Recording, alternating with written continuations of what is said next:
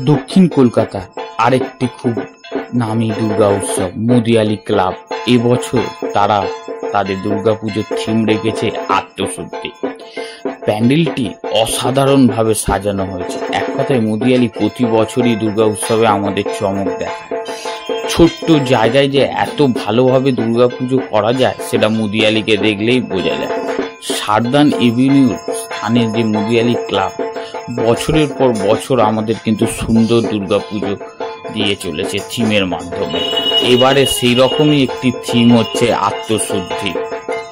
দেখুন প্যান্ডেলটি, এখানে আগুন, মাটি এবং বাংলার সংস্পর্শ নিয়ে তৈরি করা হয়েছে এই আত্মশুদ্ধি প্যান্ডেল, যেটি এক কথায় অপূর্ব। প্যান্ডেলটিতে যখন আমরা ঢুকে দেখছিলাম সত্যি মুগ্ধ হয়ে যাচ্ছে। তবে আমরা যখন গেছিলাম তখনও প্যান্ডেলটি পুরো শেষ হয়নি।